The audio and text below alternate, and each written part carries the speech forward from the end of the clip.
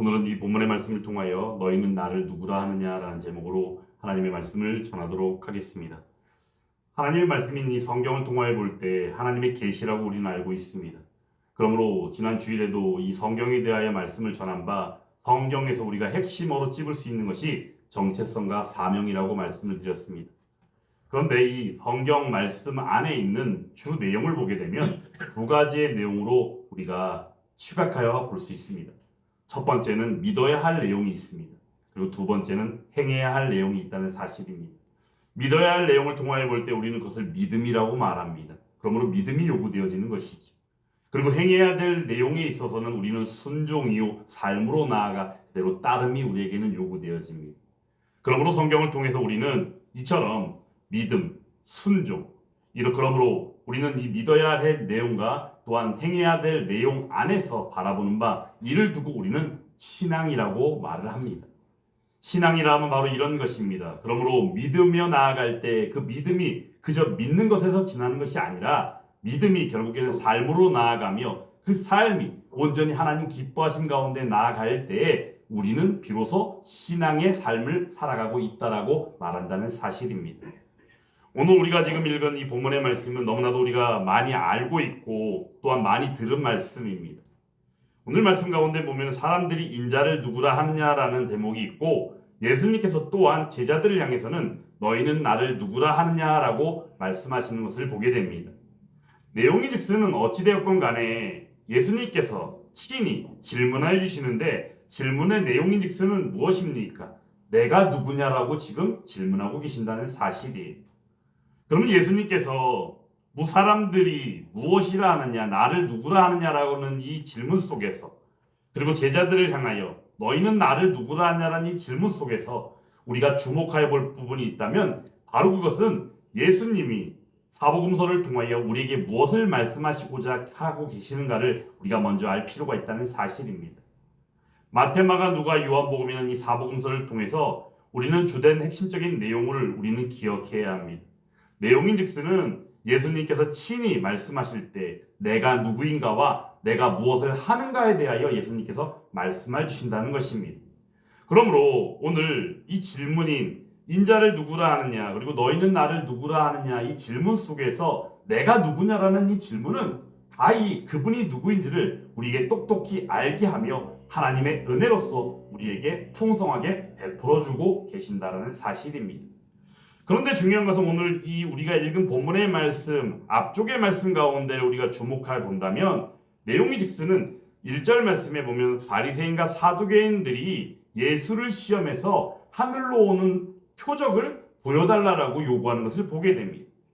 그때 예수님께서는 무엇이라 말씀하십니까? 악하고 음란한 세대가 표적을 구한다라고 말씀하시며 요나의 표적밖에는 보여줄 수 있는 표적이 없다라고 말씀해 주시죠.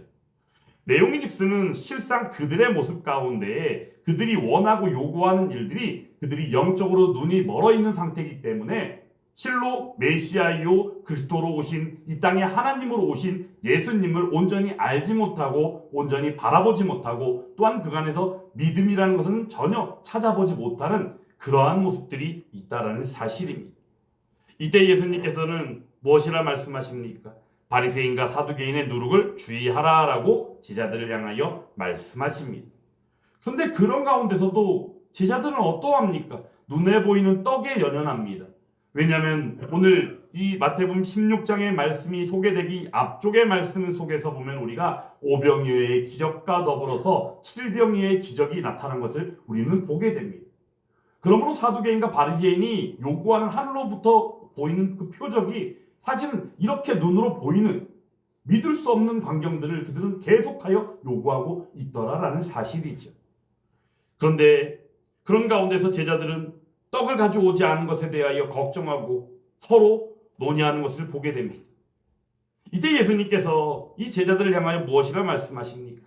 바리새인과 사두개인의 누룩을 주의하라라고 말씀하시며 바리새인과 사두개인의 교훈을 삼가라고 말씀하신 그 내용에 대하여 그들이 깨달아 알물 통하여 나아가는 것을 보게 됩니다. 그러면 여기서 우리가 먼저 바리새인과 사두개인들의 이 누룩이 과연 무엇일까? 누룩은 무엇입니까? 우리가 흔히 누룩하면 악한 영향력을 뜻하는 바입니다. 왜냐하면 바리새인들이 가지고 있는 끼치는 영향력들이 있습니다. 그리고 사두개인들이 끼치는 영향력들이 분명히 있습니다. 근데 예수님이 바라보실 때 그들의 모습은 어떠합니까? 영적으로 메말라 있는 상태요, 영적으로 무지한 상태요, 메시아 예수 그리스도를 온전히 바라보지 못하고 믿음은 전혀 근처에도 가지 못하는 그런 어리석은 자들이었다는 사실입니다. 그 이유는 바로 바리새인들의 모습 가운데 존재하는 것은 오직 율법주의요, 형식주의요, 그 가운데 권위주의에 사로잡혀서 그들이 행하는 일들 가운데 그들 자신보다도 더 나은 사람은 없다라고 여기는, 그들 자신만이 최고라고 여기는 그런 권위주의적인 모습과 함께 더불어서 율법주의 안에서 추구하고 나가는 그런 하나의 모습들. 근데 또 사두개인들의 모습은 어떠합니까? 사두개인들의 모습은 또 이들과는 또 정반대입니다. 이들은 영적으로 무지합니다. 부활에 대하여 알지도 못하고 영적인 것에 대해서 전혀 관심이 없습니다. 영혼 불멸이나 이러한 일들에 대해서 전혀 알지 못합니다. 아니, 들어서 안다 할지라도 아는 것에서 그치는 것이 아니라 아예 들으려고 하지도 않습니다. 그리고 그들이 추구하는 것은 무엇입니까? 세상에 보여지는 것들을 쫓아갑니다. 그래서 세속주의에 빠져 있는 것이죠. 그러므로 예수님께서 말씀하시는 바리새인과 사두개인의 누룩을 주의하라는 것은 결국은 한마디로 표현한다면 영적으로 메말라 있고 영적으로 무지하여 나를 메시아 예수 그리스도로 알지 못하고 보지 못하는 그런 무지함에 대하여 주의하라라고 말씀하고 계시며, 그들을 통하여 끼쳐지는 악한 영향력들이 얼마나 크게 번지고 있는지를 염려하시며 천국 복음을 전파하시는 우리의 하나님 되시는 예수 그리스도의 그 복음 전파의 메시지 안에서 바라볼 때 이러한 메시지는 어찌 보면 이 시간 말씀을 듣고 있는 우리들도 이미 경험한 일들일 것이다 라는 사실입니다. 그런데 오늘 말씀을 통해서 예수님께서는 그러므로 이러한 내용의 전개 가운데에서 사람들이, 주변에 보이는 사람들이, 아니 제자들이 다니면서 경험한 사람들이 도대체 나를 누구라 하느냐라고 궁금해 하시는 것입니다. 그런데 오늘 13절 말씀 가운데 우리가 주목할 단어가 있습니다. 그것은 바로 무엇입니까? 인자라는 단어입니다. 인자라는 단어의 뜻은 무엇이냐? 사람의 아들이라는 것이에요. 사람의 아들. 우리 하나님 되시는 예수님은 어떻게 오셨습니까? 참 하나님이신데도 불구하고 하늘 영광을 버리시고 참 사람으로 이 땅에 오셨습니다. 그러므로 말씀이 육신이 되어 이 땅에 오신 우리의 하나님. 근데 여기서 인자라는 표현 속에서 볼 때 우리가 두 가지 내용을 우리가 의미를 담고 있는데, 첫 번째 의미는 바로 무엇이냐면 하나님의 아들 되시는 메시아 예수 그리스도로 이 땅에 오신 메시아의 모습을 인자라는 표현 속에서 우리는 발견하게 되기도 하지만, 또 한 가지 중요한 사실은 방금 전에 언급드린 것처럼 하늘 영광을 버리시고 말씀이 육신이 되어 성육신하신, 그러므로 우리는 이를 두고 비하라는 표현을 씁니다. 보잘것없고 초라하고 그 위대하고 그 어떤 것과도 바꿀 수 없는 하늘 아버지의 그 영광을 다 내려놓으시고 이 땅에 우리와 똑같은 몸을 입고 오신 우리의 하나님 예수 그리스도, 그분이 그러므로 말미암아 내가 누구인지를 알리는 가운데에 표현되어지는 바 인자라는 표현이 오늘 말씀 가운데에서는 우리가 주목해야 되는 부분이다라는 사실입니다. 사람들이 인자를 누구라 하느냐 했을 때 제자들이 무엇이라 말합니까? 세례 요한이라고도 하고 엘리야라고도 하고 예레미야라고도 하고 선지자 중에 한 사람일 것이다 라고 말한다는 것이에요. 그런데 여기서 우리가 조금 생각해 본 부분이 있다면 그것은 바로 무엇입니까? 제자들이 예수님의 마음을 헤아려서 이야기한 것일 수도 있고 혹여 또한 여러 가지 일들이 있을 수도 있겠지만, 중요한 것은 무엇입니까?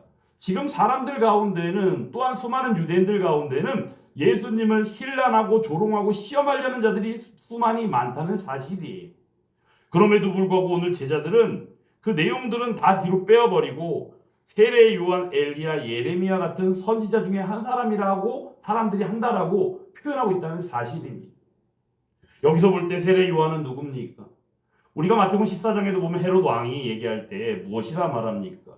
예수님에 관한 소식을 들었을 때 예수님이 누구다라고 말해요? 세례 요한이 아니냐라고 얘기합니다.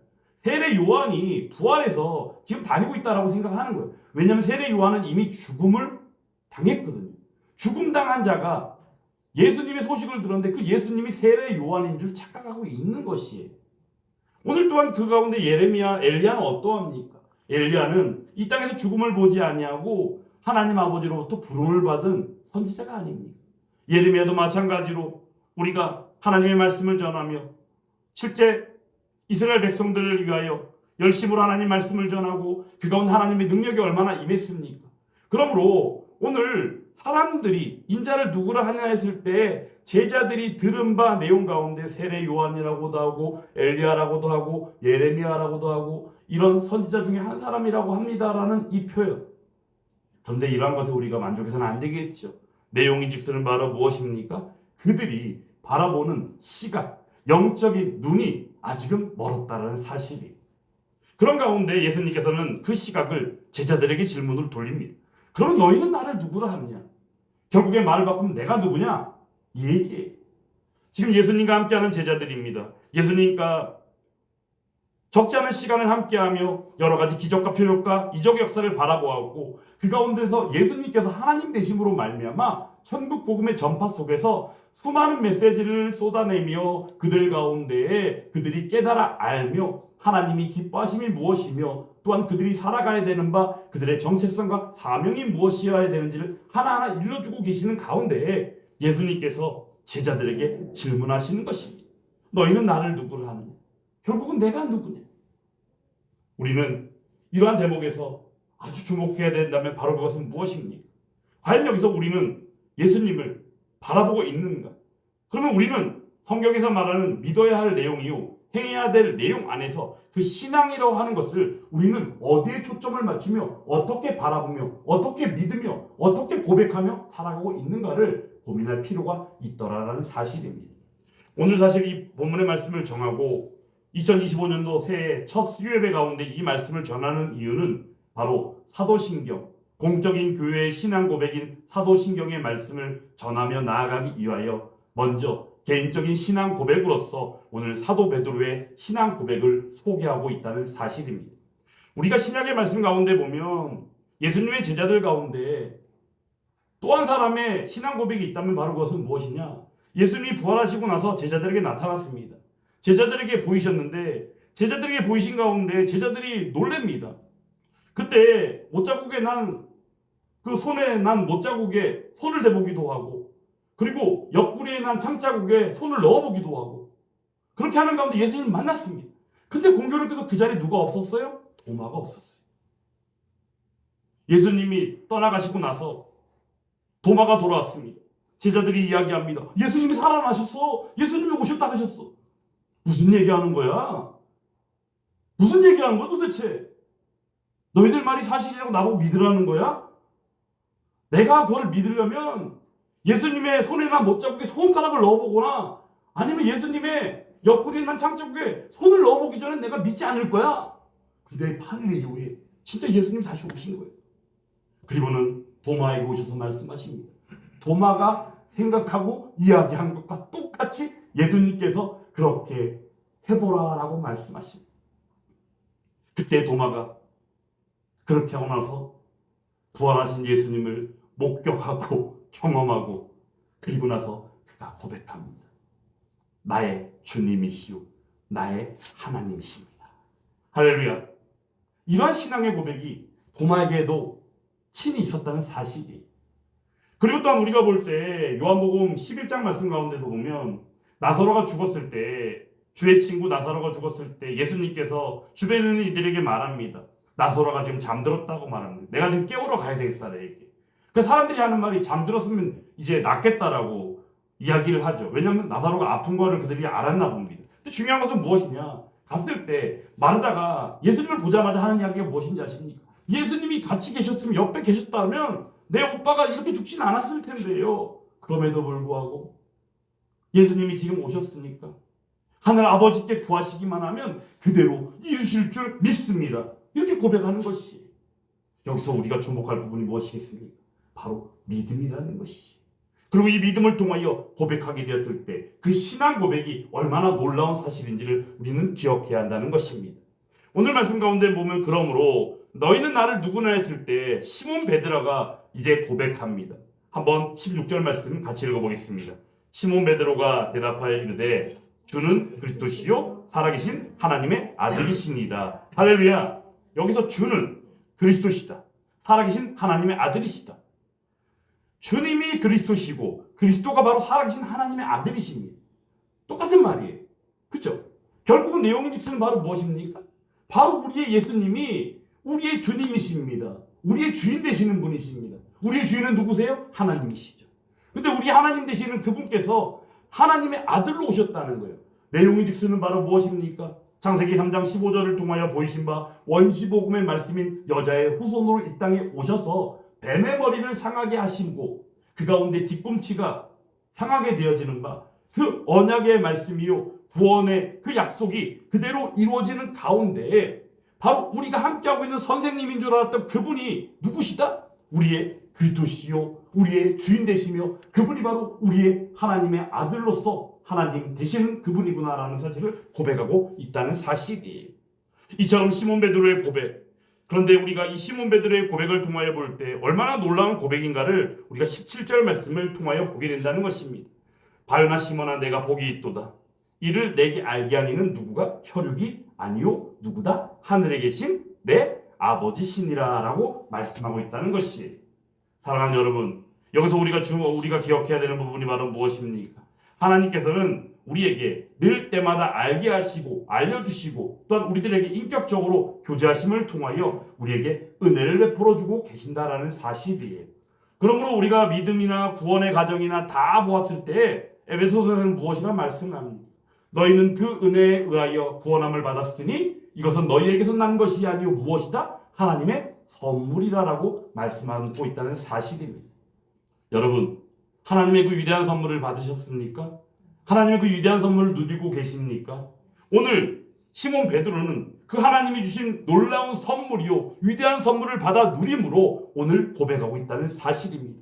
주는 그리스도시요 살아계신 하나님의 아들이십니다. 이 고백은 그 자신의 마음에서 우러나오는 것이나 그 자신이 누가 시켜서 하는 것이 아니라 하나님께서 친히 알게 하시며 친히 그 마음 가운데 감동케 하심으로 말미암아 그 자신이 믿어지며 그 자신의 삶이 행함으로 나아가는 바 믿음과 삶이 온전히 신앙 안에서 고백되어지고 있다는 사실입니다. 그러므로 오늘 이 시간 예수님께서 친히 이 시간 우리에게 임하셔서 너희는 나를 누구라 하느냐라고 우리에게 질문하실 때에 우리는 그동안의 삶 가운데 받은 바 그 은혜 안에서 하나님의 선물을 누리며 나아가는 바 온전히 하나님 앞에 주는 그리스도시요 살아계신 하나님의 아들이십니다라는 이 고백이 동일하게 고백되어질 수 있기를 주님의 이름으로 축원합니다. 그런 가운데 베드로가 받은 바 은혜 속에서 하나님께서는 친히 예비하시고 계획하신 일이 있었다는 것입니다. 그것이 바로 무엇입니까? 오늘 우리가 읽지는 않았지만 18절, 19절 말씀을 통하여 그 계획하신 일들을 베드로를 통하여 보이시고 은혜를 베푸시며 앞으로 있을 일들에 대하여 말씀하여 주고 계신다는 것입니다. 너는 베드로라 내가 이 반석 위에 내 교회를 세우리니 음부의 권세가 이기지 못하리라. 아멘. 내용이 있으면 바로 무엇입니까? 바로 교회를 세우시다는 거예요. 교회 머리 되신 분은 누구시죠? 우리의 하나님 되신 예수님이시잖아요. 예수님께서 친히 머리 되심으로 교회를 세우시겠다라고 말씀합니다. 근데 그 교회를 세울 때 그 교회의 기본이 되고 기틀이 되는 게 바로 무엇이에요? 반석 위에 세우시겠다는 거예요. 여기서 말하는 이 반석은 바로 무엇일까요? 반석인 즉스는 베드로의 이름 가운데에 반석이라는 개바라는 표현 그리고 베드로라는 표현 속에도 반석이라는 그 의미가 담겨있는 이름이에요. 그럼에도 불구하고 이 반석이라는 표현에서 볼 것은 바로 무엇이냐면 오늘 16절 말씀에서 이야기한 것처럼 주는 그리스도시요 살아계신 하나님의 아들이십니다라는 이 신앙 고백 가운데에 든든히 터가 되어 교회를 세우시겠다라는 사실입니다. 그러므로 이 시간 예수함께 가운데 예배를 드리고 있는 성도들이요 이 예수함께 교회도 마찬가지로 이 시간 예배를 드리고 있는 저와 여러분들의 든든하고도 신실한 신앙 고백 가운데 예수님께서 친히 머리 되심으로 이 교회를 세워주신 줄 믿습니다. 그런 가운데 우리가 볼 때 이 시몬 베드로의 이 고백을 시몬 베드로 한 사람의 고백으로 우리가 혹여 착각할 수도 있어요. 그런데 중요한 것은 무엇입니까? 시몬 베드로가 성경을 통하여 볼 때 대답하여 이르되 주는 그리스도요 살아시 계신 하나님의 아들이십니다라고 분명히 이야기하고 고백하긴 했지만 중요한 것은 오늘 19절 말씀을 통하여 보건대 18절 이후 19절 말씀을 통하여 보건대 음부의 권세가 이기지 못하는 교회 그래서 반드시 승리하는 교회의 모습을 말씀해 주시고 또한 19절 말씀을 통하여 천국 열쇠를 내게 줌을 통해서 땅에서 매면 하늘에서 매이고 땅에서 풀면 하늘에서 풀린다라는 이 원리를 말씀해 주심을 통하여 우리에게, 아니 베드로에게, 아니 더 나아가서는 예수님의 제자된 사도들에게 명하시고 사명으로 말씀해 주고 계신다라는 사실입니다. 그러면 여기서 말하는 천국 열쇠는 과연 무엇이겠는가? 천국 열쇠는 바로 예수 그리스도의 복음을 말하는 것이에요. 그러므로 오늘 말씀 속에서 땅에서 무엇이든지 매면 매이고 풀면 풀린다라는 이 의미 속에서 복음을 전파하는 일을 이야기하는 것입니다. 복음을 전파하는 일이요, 복음을 전파하는 일 가운데서조차도 어떠합니까? 복음을 전파되어질 때가 있고 복음을 전파하는 것을 잠시 멈춰야 될 때가 있다는 사실이에요. 그러한 일들을 통하여 하나님께서 주시는 능력과 지혜 안에서 마땅히 든든하게 세워가는 것이 바로 무엇이다? 교회다라는 사실이에요. 그러므로 오늘 이러한 사실을 말씀해 주심으로 말미암아 시몬 베드로의 신앙 고백으로 우리들이 여기긴 하지만 실상은 예수님의 제자요 하나님께서 친히 베풀어 주신 바 하나님의 선물을 받아 누리며 나아가는 그 속에서 누리고 있는 궁극적인 은혜라고 할 수 있는 거예요. 여러분, 우리가 예수를 믿음으로 말하면 우리가 누리게 되어진 궁극적인 은혜가 무엇인지 아셔요? 바로 하나님 나라죠. 그렇죠? 죄와 사망 가운데 죽을 수밖에 없어서 우리들이 생명을 얻었잖아요. 근데 그 생명은 단순한 생명입니까? 단시 일적인 생명입니까? 아니라는 것이에요. 하나님께서 주신 생명은 무엇이에요? 우리 하나님이 살아계신 하나님이시기도 하지만 그 하나님은 어떤 하나님이시요? 영원하신 하나님이라는 거예요. 그러므로 그분이 우리에게 베풀어 주신 은혜 가운데 구원하심으로 말미암아 누리고 있는 이 생명 되었기에라는 이 은혜 안에서 누리는 그 생명은 바로 영원한 생명임을 우리는 알고 있지 않습니까? 결국에는 오늘 이러한 은혜 안에서 하나님께서는 친히 제자들에게 말씀해 주시고 신앙 고백 가운데 나아가게 하시는데 그 신앙 고백조차도 어떠하다? 든든히 세워가는 교회로 나아가게 하셨다는 사실입니다. 그러면 오늘 이 시간 우리가 이 신앙 고백이 얼마나 중요한지를 다시금 기억하며 이 신앙 고백 안에서 세워진 교회임을 기억할 때 그 안에서 우리는 믿어야 할 내용 안에서의 그 반듯한 믿음이 그리고 행해야 될 내용 안에서의 그 삶으로 나아갈 때 반듯한 순종을 통하여 우리의 신앙이 하나님 기뻐하시는 신앙이요 온전히 하나님 기뻐하신 가운데 이루어가고 세워가는 교회가 될 수 있기를 주님의 이름으로 축원합니다. 그러므로 말미암아 오늘 사도 베드로와 더불어 사도들에게 주신 바 복음을 전파하는 일들에 대하여 천국 열쇠의 비유를 하여 주신 것처럼 그 능력 안에서 하나님 베풀어 주시는 지혜 안에서 아니 더 나아가서는 하나님께서 주신 그 복음의 능력 안에서 우리는 마땅히 그저 세워지는 교회 안에서 사도들이 그렇게 복음을 전하며 목숨을 걸고 순교당하기까지 그들이 그렇게 한 것처럼 우리도 교회를 통하여 복음을 전하는 현장 가운데 우리의 삶을 정진하며 애써 하나님의 말씀에 순종함으로 말미암아 하나님이 기뻐하시며 궁극적으로는 하나님이 이루시는 그 일 가운데 마땅히 나아가는 저와 여러분들이 다 될 수 있기를 주님의 이름으로 축원합니다. 2025년 새해가 이제 시작된 지 얼마 되지 않았는데 지금 이 말씀을 들음으로 말미암아 다시 한 번 더 우리의 신앙 고백을 하나님 앞에 고백할 수 있기 원합니다. 요즘 시대는 어떠합니까? 예배를 드리는 것도 그렇고 예수를 아는 것도 그렇고 그저 입으로 알고 지식으로 알고 뭐로 알고 그러고 말잖아요. 그죠? 근데 우리는 이 신앙 고백이라는 걸 생각할 때마다 두 가지를 떠올릴 수 있어야 됩니다.